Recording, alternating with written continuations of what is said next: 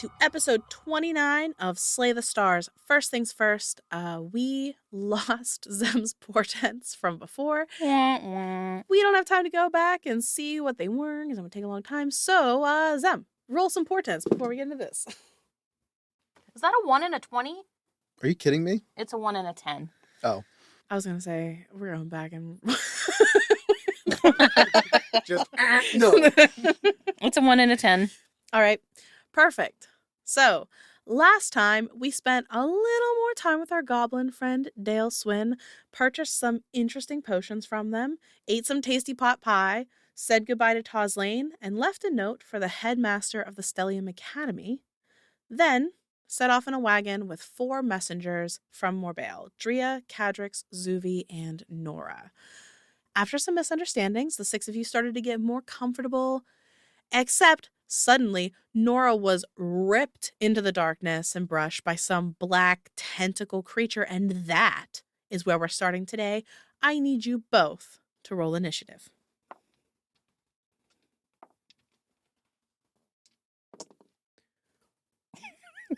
I have advantage on initiative. I rolled a 3 and a 4. 11. That is not great. My total initiative roll is 5. You. All right. Well. So, the unseen creature acts first. You watch as this oppressive darkness swallows Nora, and she shrieks. And then there's just this cut off sound, and everything's quiet for a moment. Next up. I said she was dead. I was kidding. The dwarves start freaking out. Well, okay, you know what? Yeah, she's dead. The dwarves start freaking out, looking at the 2 of you, because you are the mercenaries hired to save them. Oh, God. And they don't know what to do. Cadrix does pull like a little dagger out of his boot. Drea does the same. I heard boob. I was very confused. Yes, out of his boob. And they're trying to just look at you for any sort of help. Char, you're up. Where she was dragged is probably about 20 feet away from you. Okay, I have 300 feet of dark vision. Okay. I don't see anything like a blob of something at all. Tell you what, roll me a perception check. 22. Okay. You are looking everywhere. And I mean, the foliage here is fairly dense. That's one of the reasons that you chose this place, because it was kind of hidden. And you don't see anything at first. And then it dawns on you that you don't see anything, and you focus into that darkness, and there seems to be like an absence of trees there. Whatever this is blending in with the dark around you. Okay, where she was dragged to, and we heard the scream, fairy fire. Okay. I need you to make a dexterity saving throw. That is a natural 1. Didn't bring the dice toilet today. So all of a sudden you see, you know what, Char, describe to me what your fairy fire looks like. I like to imagine, Crown of Stars, like stars pop up behind you and you can throw them. Yeah. Just like mini stars pop up and like swarm the creature. Okay. And that is exactly what you see. You see these stars head over towards the foliage and start swirling around this thing, and you get a better look at it. And there are... That's everything in a 20-foot cube, by the way. Yeah, there's only one thing over there. So you just see this mass of writhing tentacle shadow-like appendages. Dozens and dozens of these things. And it's really difficult to see against the blackness of night. All of a sudden you see, when it gets hit with this fairy fire, this white face pull up out of it with these long pinchers that stick out on its jaw and one out of its forehead, and these teeth. Yeah. I'll get closer to it, I guess. You said it's how many feet away? About 20 feet away from you. I'll go up and try to hit it with a backhand. All right, go for it. 21. Yeah, To hit. that hits. That is 4, 5, 6 bludgeoning damage. And I'm going to use a key point, Hands of Harm, Okay. for 3, 4, 5, 6 necrotic damage. All right. You run up to this thing and you just hit it with a hook right square in its weird pincher jaw. And it rocks to the side for the moment. And then it looks towards you, Char. And at this point, up close, you can now see the gore on its mouth. And it makes this shrieking noise. Oh, wait, hold on. Nope, that wasn't a crit. I forgot Fairy Fire. Okay. It makes this shrieking noise. And it almost makes you hold your ears. Zem, you notice you hear the noise too, as if it was right in front of you. And all the other dwarves around you start holding their ears as well. It's your turn, Zem. Do not like! I'm sorry, how far away did you say it was? It's about 20 feet from you. Okay, excellent. I'm going to go, what the fuck? And reach my hands out and I'm gonna cast Witch Bolt You have advantage. at a 3rd level. I can't pick up my dice. There we go. 18 to hit. That hits. And okay, so that is going to be 17 damage. All right. You connect with this witch bolt, and this purpley lightning lights up this thing's body, and the tentacles kind of all stand out straight for a moment, looking almost cartoonish. The shrieking is continuing. Are you moving, Zem, or doing anything with your bonus action? I'm going to take a couple steps back and just I'm now 25, like I'm moving 5 feet. I'm now 25 feet away from it. Okay. Perfect. You stumble backwards a bit, trying to put more distance between you and this thing. And it is its turn. Sure, it's right in your face. It just got hit with this witch bolt. And it cocks its head towards you and leans in like it's smelling you. And it takes this deep inhale. And you see its eyes light up, gold, flash, and the shrieking in your head intensifies. And it now seems wholly focused on you. And it is going to make one of its tentacles lashes out towards you. 19 plus things that's going to hit you. Mm-hmm. That is 8 points of bludgeoning damage, and you are grappled. Okay, hold on. And yep, I maintained the save. Cool. Perfect.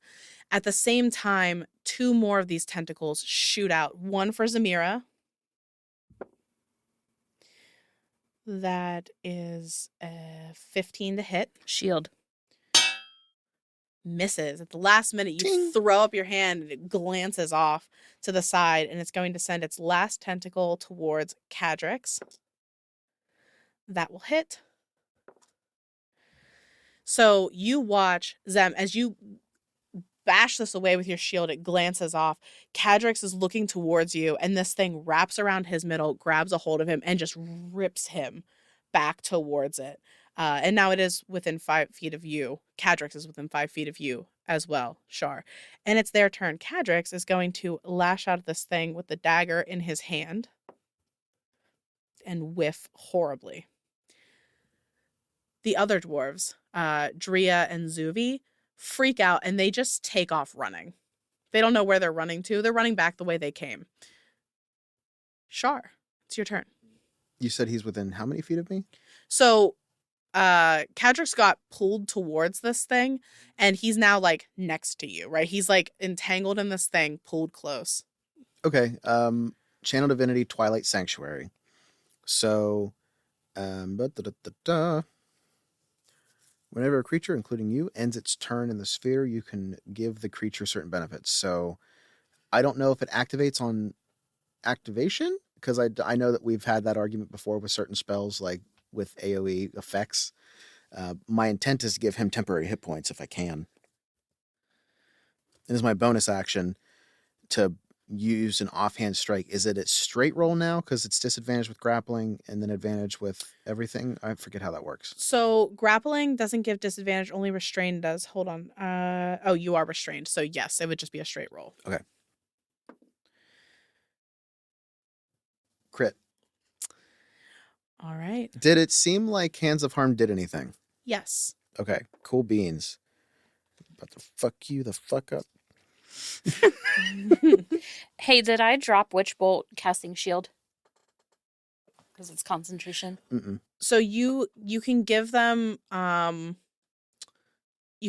temporary hit points when they end their turn in the sphere. So because I know those spells are weird with like how they. Yeah, so you can give him, if he survives this round, you can give him stuff when he ends his next Hell is turn. my other D4?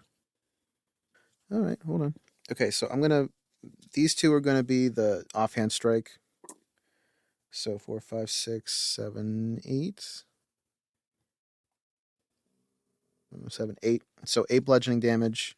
Okay. And then this is gonna be necrotic. 3, 6, 7, 8, 9 necrotic damage. All right. You light this thing up with another uppercut. And I mean, you've heard it. This thing is injured, but it doesn't seem to be slowing down. And I'm gonna end my turn. I'm giving myself 3 temporary hit points. Perfect. Good. Hold on, wait. How do I do that again? Oh, there it is. I'm good. All right. Zem, you are up. I did not lose Witch Bolt when I cast shield. No, because shield's not concentration. Okay. So you are okay. Okay. Yeah. Okay. Got it. So it is 3 from Witch Bolt, and then I don't know why I don't remember this. Can I cast a cantrip if I'm also doing Witch Bolt? If you have a bonus action cantrip, because Bonus Witch action Bolt is an cantrip. action. Got it. Yeah, that makes sense. And I kind of don't think I do. I don't. So that would have to be my action. But I'm going to. I want to stay the same distance away. But I want to also move kind of further away from them, like make it choose focus. Okay. All right. The crackling witch bolt energy that was still hovering around this thing intensifies again for a moment as reignites that energy as she shifts away, trying to draw this thing's attention away from you and Cadrix. It is its turn. It is going to lean in and try to bite you, Char.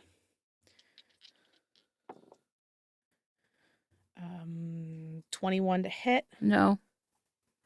Portends. It rolled a 10. So What's its bonus? 17 to hit. That would still hit me. So. Damn it. All right. And that is 16 points of piercing damage as it bites into you. At the same moment, it squeezes Cadrix. Because it's just a 10, right? 16, half 8. Yeah, so we're good. That hits. And you hear Cadrix just... and he goes limp in this thing's arms. And it's sending its last tentacle after you, Zem. That is a crit. Change it. It's actually a critical fail. All right, good call. You see this thing coming right for you, and in that moment, Zem, you just think, nope, and it goes wide. It's almost like there is a glitch in the Matrix, and the thing that was coming right for your face is suddenly like 5 feet away from you, nowhere near. Char would have thought it was pretty cool if he wasn't inside this thing's mouth right now. Speaking of, it is the dwarf's turn. Aren't they running away? Drea and Zuvi have now taken cover under the wagon. They're hiding. You can hear them sort of like whimpering under there. Char, your turn. What is it to escape? Is it acrobatics or athletics, or is it just like a strength? It strength is save? acrobatics or athletics versus DC 15. Okay, acrobatics. Let's try that. Oh no. Arthur failed. DC 15? Yes. Still fails. All right. You are stuck. Backhand. Nope. Is it a 1 or a 4? That's a 1. That's a crit fail. All right. You try to escape and you get off balance and you go to swing, goes wide, and this thing almost seems to smile at you, Char, when you do. The shrieking sound that you were hearing in your head turns into almost like... Roll me an insight.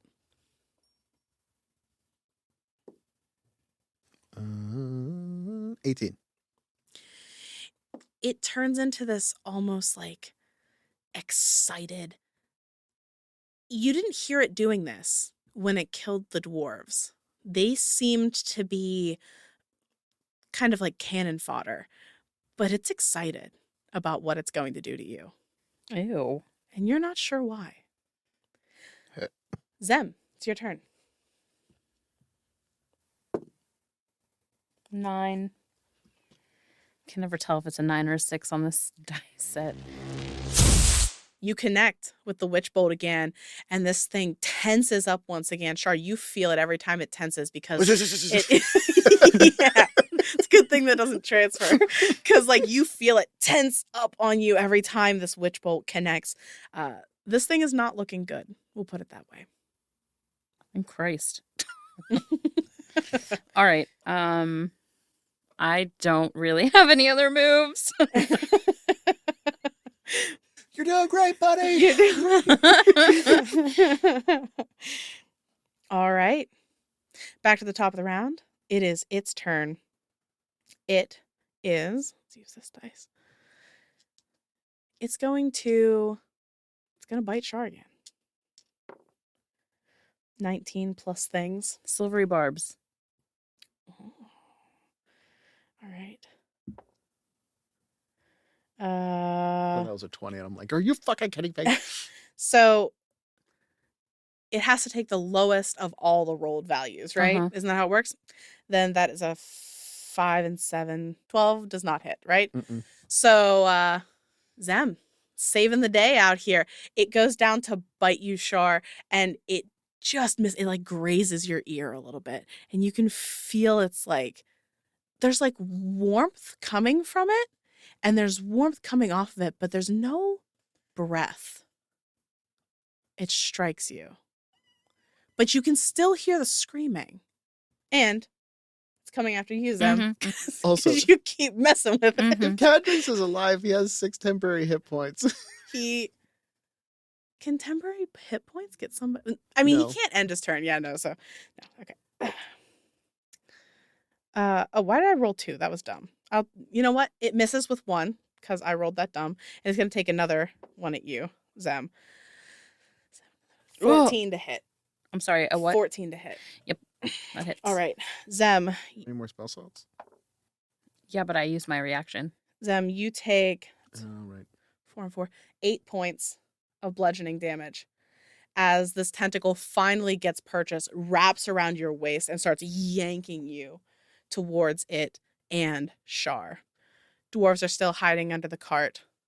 Char. So is she within 30 feet now? Yes. 7 temporary hit points to you. Minimize the damage. It is your turn, Char. Okay.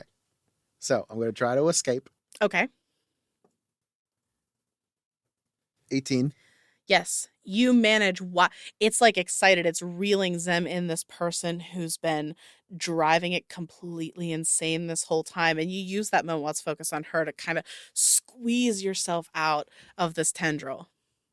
You know, so I want to run up and just punch it in the face, like run up the arm. All right, do it.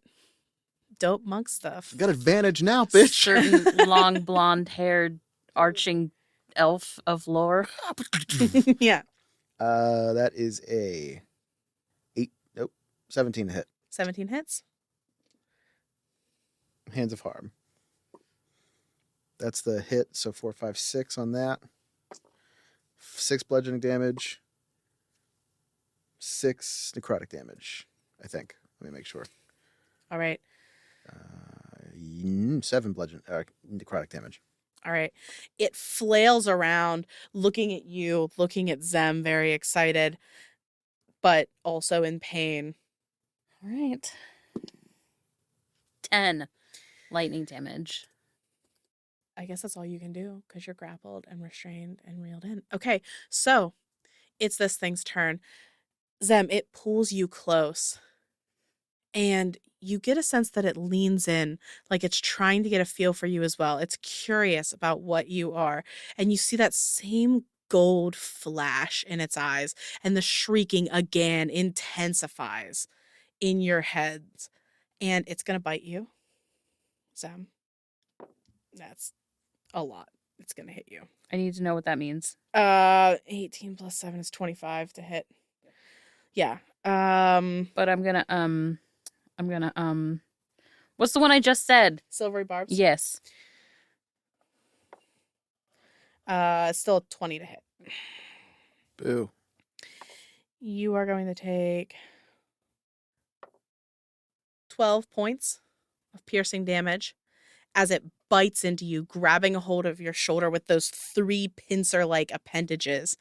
At the same time, Char, it doesn't even seem to look towards you. One of its other tendrils leans up from its back, and it's going to try to wrap around you. That one misses. It's going to try one more time. That one, I think, also misses 14. 14 just misses. Okay. It misses with both of those attacks. Dwarves are still hiding. Char, your turn. Punches seem to be working, so I'm just going to just keep punching it. Keep punching. 16 to hit. 16 hits. Okay. And second strike. I think that 11. 11 does not hit. Okay. So we got 1. 6 bludgeoning damage. That is all I can do. Wait. 2, 3, 4, 5. 5 temporary hit points to you. At the end of my turn. Yes. Oh, and to me. Yes. You punch this thing in the back of the head. And at that moment, Char, you see its head spin around and refocus on you, turning in an entire 180. Hi. Zem, your turn. Friggin' 3. All right. You connect another witch bolt with this thing, and now you feel that squeeze as its body tenses up. But you do notice, you're both really close to it, that it seems to be less corporeal. It seems to be absorbed slightly back into the shadows. It's its turn. That's what happens next. Okay. It's gonna bite Zem. That might actually miss. 13. Shield. All right. It's going to try one more time. No, it can't bite twice. What am I doing? It's going to try to use a tentacle on Char. That's a 17 to hit. 17 hits. That's 6 points of bludgeoning damage I didn't even take any damage. as another tentacle wraps around your leg and starts to drag you back towards the ground away from its head. And you know what? Let me see. It doesn't notice the other dwarves, so instead of making another tentacle attack, it's just going to squeeze you, Char. That is 20 to hit. Yeah. 8 points of bludgeoning damage Okay, I maintain concentration. as it squeezes on you. Oh crap, I didn't roll for concentration. Do it now. You had temporary hit points too, so you take So it would be 10, pretty much. Yeah, it's going to be 10. 12. Save. You're good. Yeah. All right. Dwarves are still hiding. Char. I mean, at this point, straight roll again, right? Because Yes, is it still because it's fairy restrained? fired. Yeah, Okay. you're restrained now. You know what? I'm going to try to escape again because Okay. I still have a bonus action. 8. I think that still misses because that's what I rolled the first time and it missed. So All right. bonus action, punch misses. All right. Char is starting to lose a little. He's starting to flail, freak out, Temporary hit points, bitches. char it up a little bit. I mean, ouch. What are the temporary? It's going to be 9 this round at the end of your turn.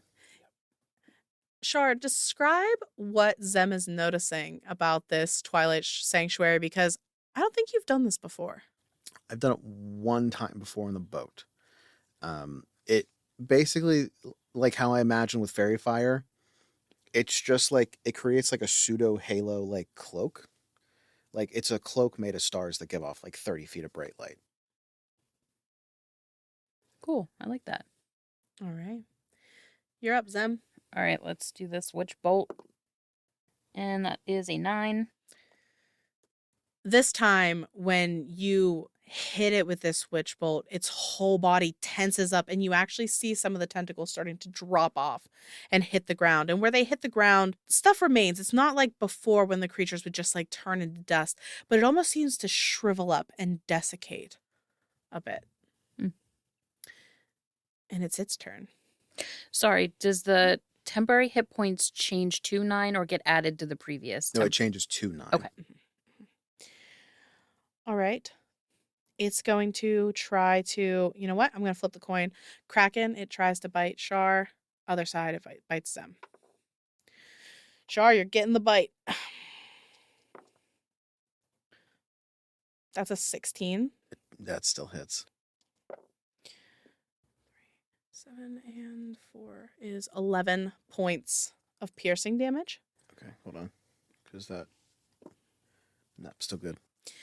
All right. And then Zem, it starts to squeeze you. All right. 14 to hit. Shield. All right.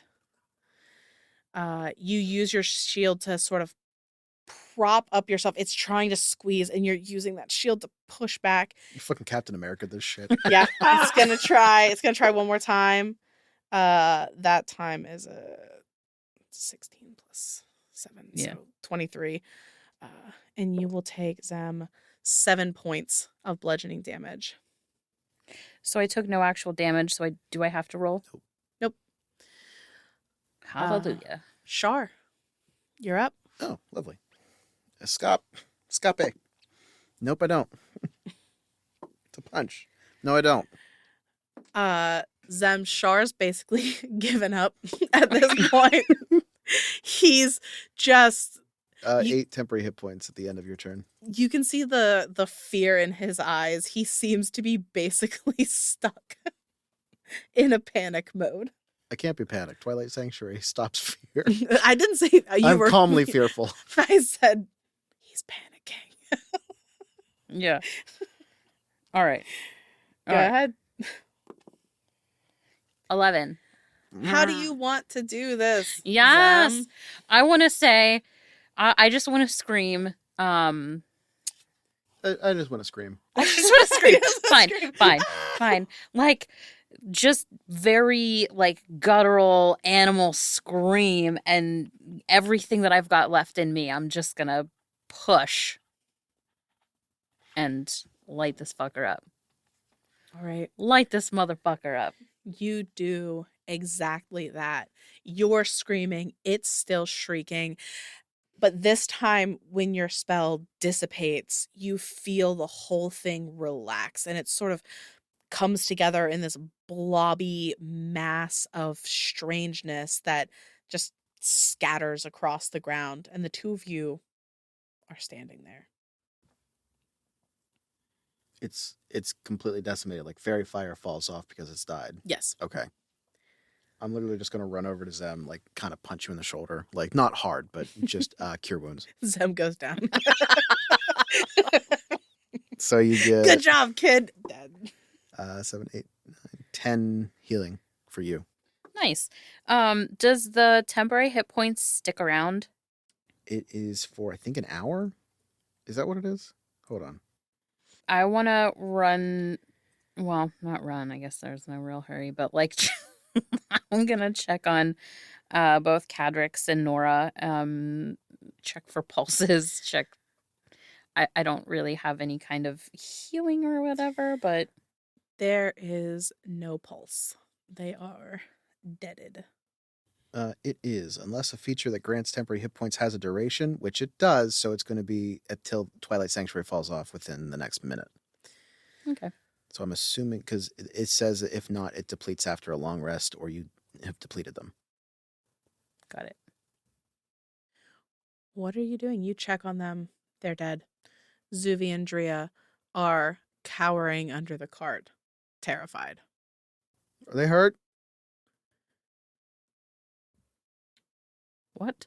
Aren't you checking on the two? at the Yeah, cart? they're. I mean, they're real hurt. They're. It's She was checking on the ones that Oh, died. I thought you were checking on the alive ones. no. Standing Just- over these dead bodies. Are they hurt? Like, motherfucker, what do you want me to say? They're not pretending. They're not great. Do you have some band-aids? Well, that was a classic misunderstanding.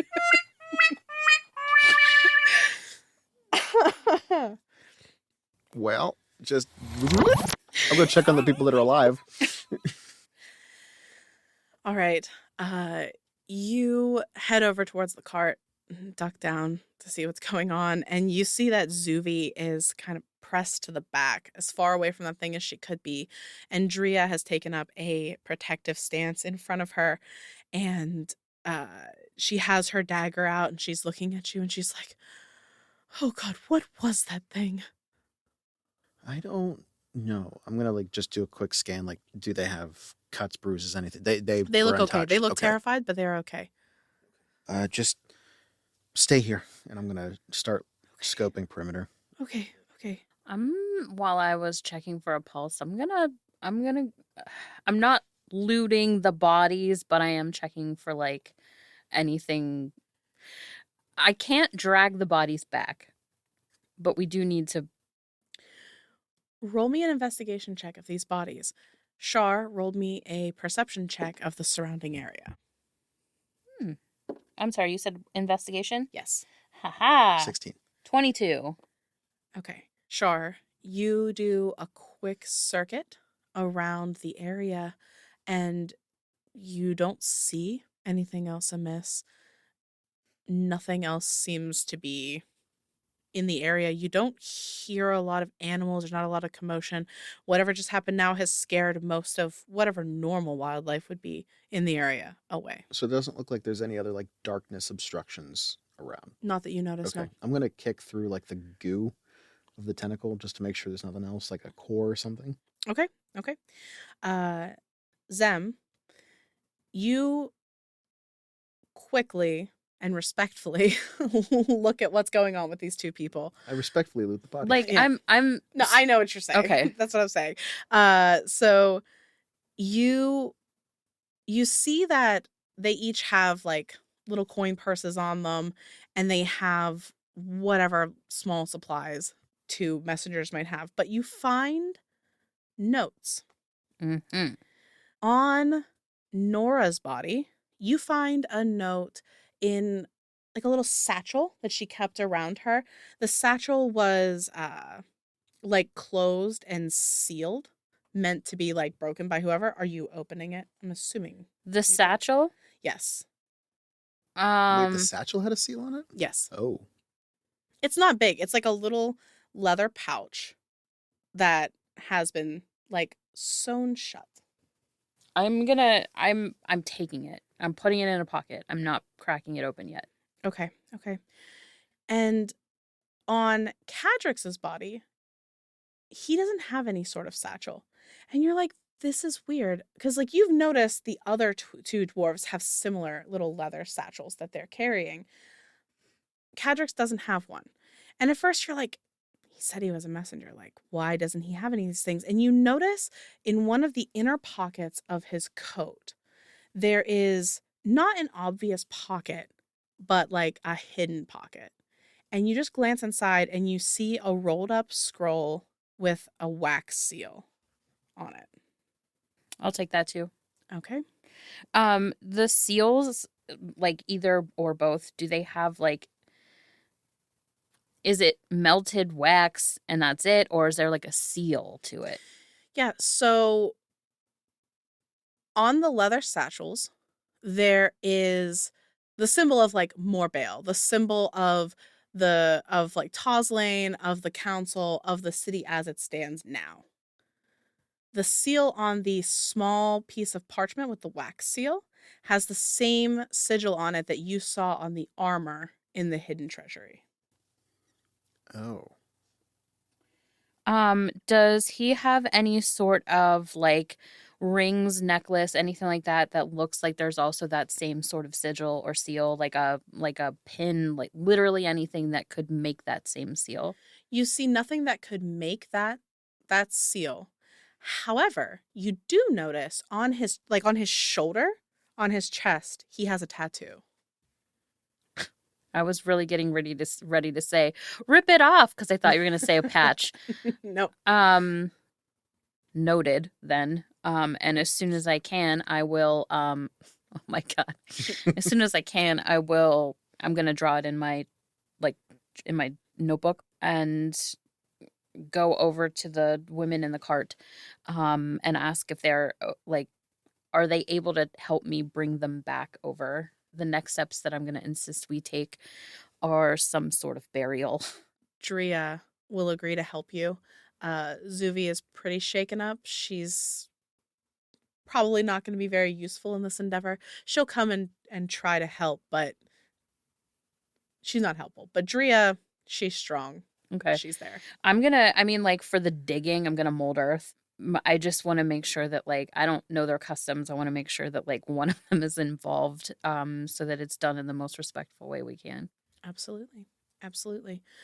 Char, you are looking at this monster. I would like for you to roll me either medicine or nature, one of those two things. Medicine or nature? Yes. Crit success. So 26. I'm assuming that's medicine. Yes. All right. You notice that this thing, there's not a lot of bone mass here, which you kind of gleamed based on how it was moving itself about. Its body reminds you very much of like a cephalopod. You grew up near the ocean, so things like octopus or squid, like that's not out of the ordinary. It's weird to see it here in the mountains away from salt water. But you don't see any gill slits. You don't see any like means of respiration here. It doesn't seem to have. You take a better look at its eyes because you remember watching them light up. It doesn't seem to have eyes in the way that you do. There are organs there, but they don't have like the lens, the iris, the different pieces. They're spherical. They're set back in the tissue of the face behind this bone plate on its face. And its eyes are very much forward, like a predator. The eyes don't seem to have the mobility that ours do, and the pattern is strange. They're this dark black inky color, and when you get closer you see almost like speckles, like stars inside of the blackness of its eyes. It doesn't look like anything you've ever seen anywhere on Vela or studied. And you notice also that where this thing was injured, where the open cuts on its body have formed, there's not blood coming out. There's this thick, viscous black goo. Okay. So, two things. I'm going to use my adventuring gear. I'm going to pull out glass container. I'm going to one that fits both the eyes so I can pull them out. I don't know how big the eyes are. They're pretty big, but Like a fist size? yeah, like maybe like grapefruit size, so you can Okay. get them. Okay, so it's the 2 eyes and the goo I'm going to keep in one container and like cork it shut. Okay. If I can. Okay. Sure. You can do that. But there was no other like core or anything. Like nothing seems like it was controlling it. No, nothing like that. Okay, and then before they bury them, I'm going to see if it seems like they are affected, like how the zombie creatures have been turning, like if it seems to be affecting them in any way, like the 2 that died. Okay. Roll me a medicine check of their bodies. Okay.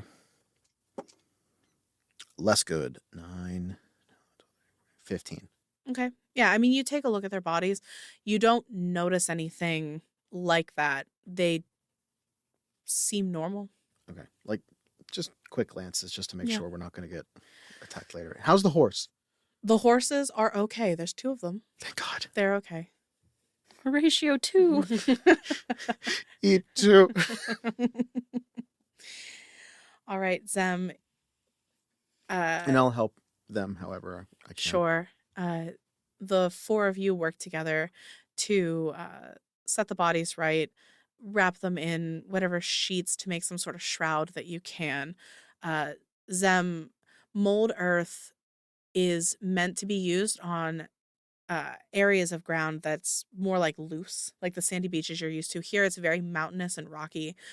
So it takes you quite a bit of time working at this, and Drea and Char will also help to try to make it go faster as you're digging these grave sites. But eventually, exhausting all of you quite a bit, you dig some graves for these people, bury them.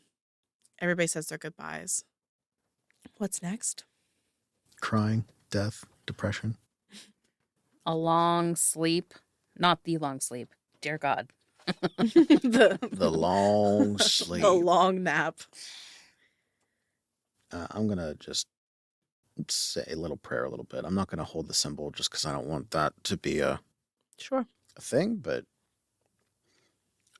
I try to keep my magic as much under control as I can during that fight, so hopefully it wasn't noticed. Yeah. Yeah. If they did notice, they haven't said anything to you about it.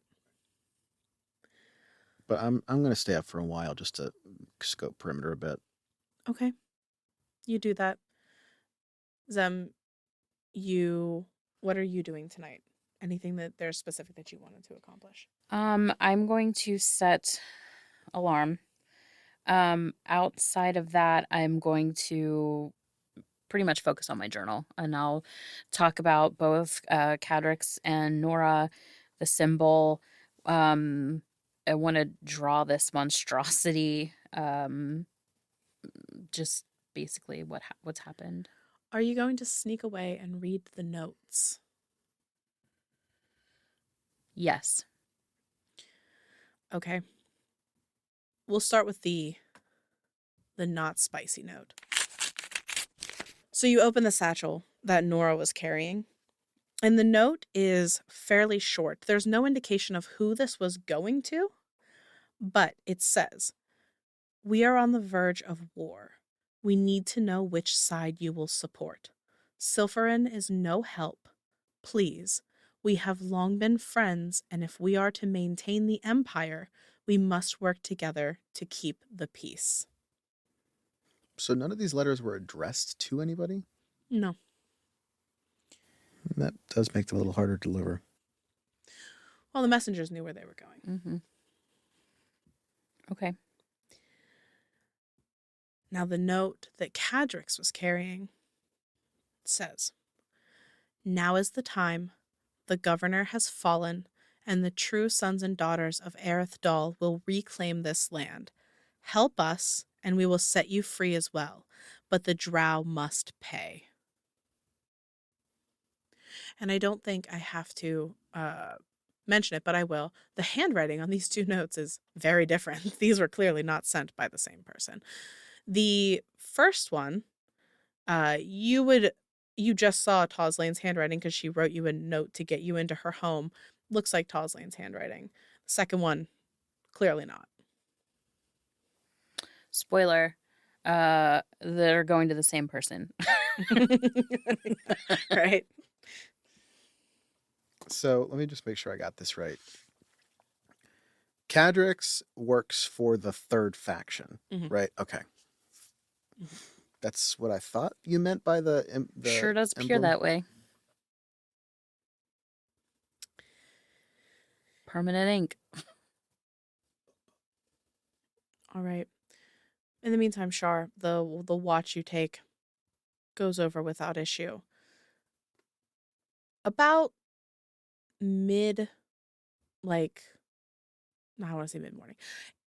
In the morning, just before dawn, the two of you wake up. You hear one of those shrieks in your mind.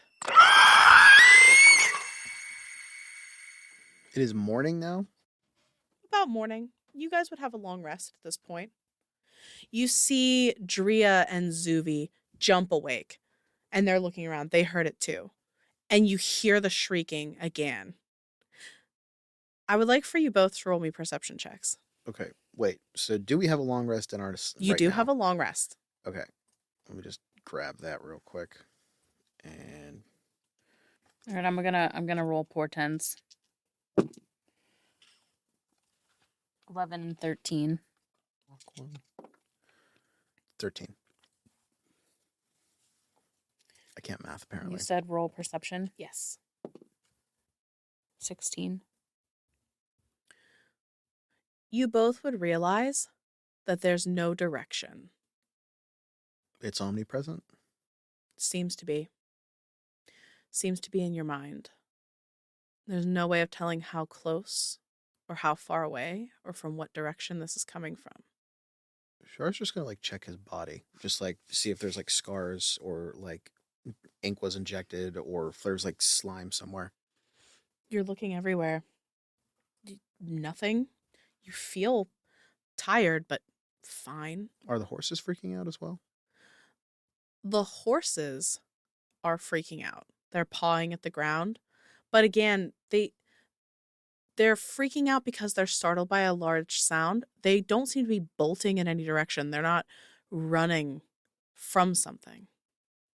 My question was just, did they react? But Yeah, yes, thank you. Roll me survival checks. 21. 19. You both have a similar thought at the same time. You glance at each other. This is a tactic. They're trying to flush you out. Mm-hmm. Mm-hmm. I think we need to go. I mean, yeah, but when you say flushed out, maybe I'm misunderstanding. They want you to run. They don't know where you are. Okay. These things clearly communicate telepathically. So they must know that one of theirs is dead, or maybe it transmitted that it had found something interesting before it died. You're not sure. You don't know enough about their anatomy to know exactly what's going on. But apparently one of the ways this thing hunts is to scare things out. Okay. Was Nora the one that was driving the cart, or was She that? was. Okay. I'm just gonna have to take the reins at this point and put everybody else in the back. Okay. Just make sure we have everything. Does anything seem like it's missing? Does anybody see anything else seem off? No. Okay. Um, Sorry, go ahead. so is the body of that thing still? It's still there. It's even more desiccated than it was before, but it still exists. As you are starting to pack things up quietly, trying to get things in the cart, trying to get moving, Zuvi is saying, I just want to go home. Can we please just go home? How far are we? At least a day out, right? Yeah, you've traveled about a day, maybe half a day. But like Out. in relation, like how long did we expect it to take to get? It's going to take a while. You're traveling up and over mountains to get to Anenfel. I can't turn around. If you need to go home, you're going to do so alone. But I'll never make it, not with those things. You saw what they did to Cadrix and to Nora. I think you should stay with us.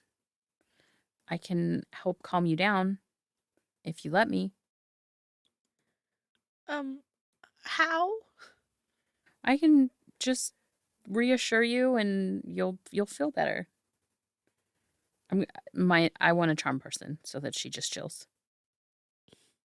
Okay. So technically there's a wisdom save involved, but if she lets me, Yeah, she'll just okay. let it happen. Okay. Yeah, I trust you. I trust you.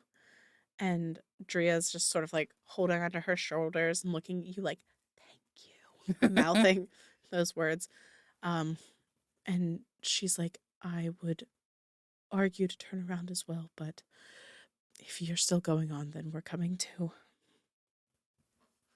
I'm just going to try to get the horses ready to go. Okay. Just book it. Let's get the fuck out of here. I'm going to also check on the flask, though. Does it seem like anything's reacting in there? What do you mean? Oh, no. And yeah, roll me an animal handling check to get these horses going. Over. What did you roll? Not one, because apparently I can't do animals. You're struggling to get these horses moving in the correct direction. They are trained. They will heed your direction, but everything is taking longer. You're constantly having to guide them back on track. You're constantly trying to get them to work together because one or the other is trying to bolt in a different direction every time one of these shrieks rings out. And so you lose about a half day. You don't get to travel nearly as fast as you normally would. However, after an hour, the first hour or so of traveling with these shrieks in your head, they start to die off. I'm going to say thank God because this only lasts an hour. The area around here is incredibly mountainous. You're working your way through around these paths, down around, eventually you follow the river down and you end up at this huge lake, Lake Tamath. And you remember this from the maps and directions, and you're hoping that the absence of these shrieks means that you've left them behind. But that is where we're going to cut this episode. What was in the letter that Zem gave to Toslane? Well, it's a Patreon exclusive, so for those curious, head on over to our Patreon. Speaking of Patreon, we have a surprise Christmas gift for all our patrons subscribed by December 25th, but I'm not supposed to say what it is. And we'll leave you once again with the promo for the dark fantasy solo actual play, Tale of the Manticore. You can find their episodes at taleofthemanticore.podbean.com. Are you looking for a D&D podcast with a dark side? Something more like Game of Thrones and less like Monty Python? Tale of the Manticore is part dark fantasy audio drama, part solo D&D RPG. There's no plot armor here. The dice make all the important decisions. Join me as I resurrect the excitement, wonder, and emotion of old-school D&D. Made for a mature audience, Tale of the Manticore is both a fiction and a game.